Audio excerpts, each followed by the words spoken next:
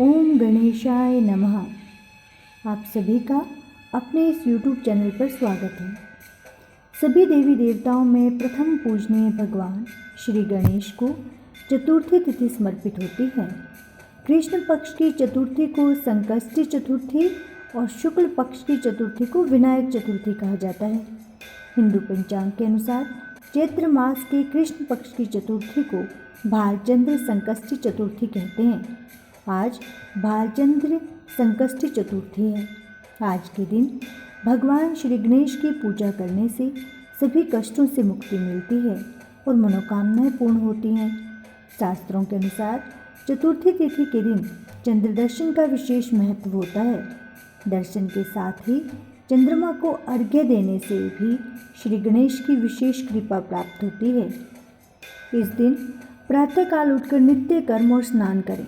साफ वस्त्र धारण करने के बाद भगवान गणेश का ध्यान करते हुए व्रत का संकल्प लें।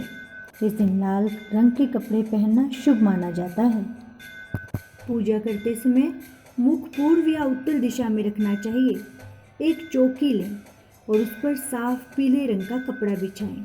इस पर गणेश जी की मूर्ति या तस्वीर रख दें। फिर पूरे स्थान पर गंगा जल छिड़क कर उसे पवित्र करें।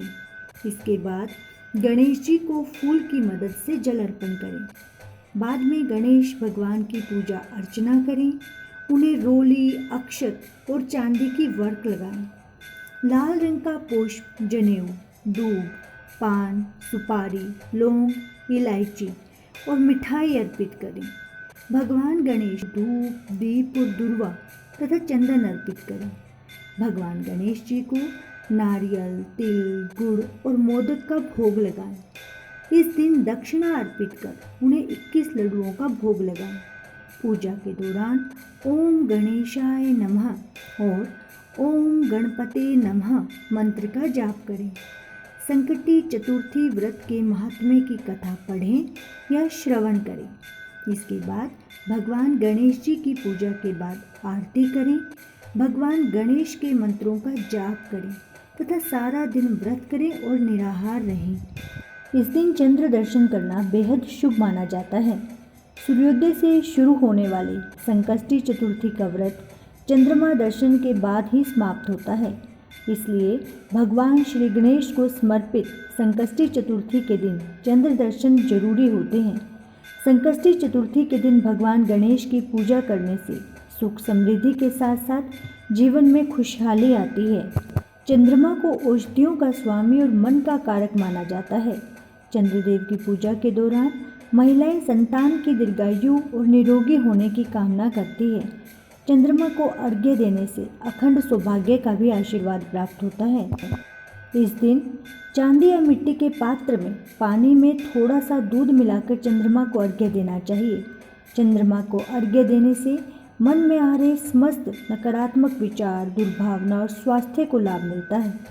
चंद्रमा को अर्घ्य देने से चंद्र की स्थिति भी मजबूत होती है। सबसे पहले एक थाली में मखाने, सफ़ेद फूल, खीर, लड्डू और गंगाजल रखें। फिर ओम चंद्रमसे नमः और ओम गणपते नमः का मंत्र बोलकर दूध और जल अर्पित करें। सुगंधित अगरबत्ती जलाएं, भोग लगाएं और फिर प्रसाद के साथ व्रत का पारण करें। व्रत कथा कुछ इस प्रकार है। एक समय भगवान विष्णु और माता लक्ष्मी के प्रबंधन की तैयारी चल रही थी। इसमें सभी देवताओं को आमंत्रित किया गया था, लेकिन विघ्नहर्ता गणेश जी को निमंत्रण नहीं भेजा गया था। देवताओं ने भगवान विष्णु से इसका कारण पूछा तो उन्होंने कहा कि भगवान शिव को निमंत्रण भेजा है और पार्वती गणेश अपने माता पिता के साथ आ सकते हैं। हालांकि उन्हें दिन में 1.5 मन मूंग, 1/4 मन चावल और 1/4 मन घी तथा 1/4 मन के लड्डू की जरूरत होती है। वे ना आए तो अच्छा ही है। दूसरे के घर जाना और गंदी चीज़ें पीना अच्छी बात नहीं है। इसी दौरान किसी देवता ने कहा कि गणेश जी आएंगे तो उन्हें घर के रख रखाव की जिम्मेदारी दी जा सकती है। आपको घर की देखभाल करवानी है तो यह योजना अच्छी है। इसी योजना के अनुसार विष्णु के निमंत्रण पर गणेश जी वहां प्रकट हुए। उन्होंने घर के रख रखाव की जिम्मेदारी दी गई। जब बारात घर से निकली तो गणेश दरवाजे पर सेवा कर रहे थे। तभी नारद जी ने इसका कारण पूछा तो उन्होंने कहा कि भगवान विष्णु ने उनका अपमान किया है। तब नारद जी ने गणेश जी को एक सुझाव दिया। सुझाव के तहत गणपति जी ने अपनी चूहों की सेना को जुलूस में भेजा, जिसने पूरे रास्ते असों को खोद दिया, जिसका नतीजा यह हुआ कि देवताओं के रथों के पहिए रास्ते में ही फंस गए और जुलूस आगे नहीं निकला। यह जुलूस आगे जाने में सक्षम नहीं हो पा रहा था। कोई भी नहीं समझ पा रहा था कि इसका कारण क्या है। तभी नारद जी ने इसका एक उपाय सुझाया और कहा कि देवताओं की इस अशांति को दूर करने के लिए गणेश जी को बुलाना चाहिए। भगवान शिव के आदेश पर नंदी गजानन लेकर आए। जब रथ के पहिए गड्ढों से बाहर निकल गए तो देवी देवताओं ने गणेश जी की पूजा की, लेकिन कई पहिए टूट गए थे। उसी समय पास में काम कर रहे एक लोहार को बुलाया गया। उसने अपना काम शुरू करने से पहले गणेश जी को मन में याद किया और सभी रथों के पहियों को ठीक कर दिया। उन्होंने देवताओं से कहा कि ऐसा लगता है कि आप सभी ने शुभ कार्य करने से पहले विघ्नहर्ता गणेश जी की पूजा नहीं की, तभी ऐसा संकट आया है। गणेश जी का ध्यान करते हुए आगे बढ़ें, आपके सारे काम सिद्ध होंगे। देवताओं ने गणेश जी का नारा लगाया और बारात सकुशल अपने गंतव्य पर पहुंच गई। भगवान विष्णु और माता लक्ष्मी का विवाह संपन्न हुआ।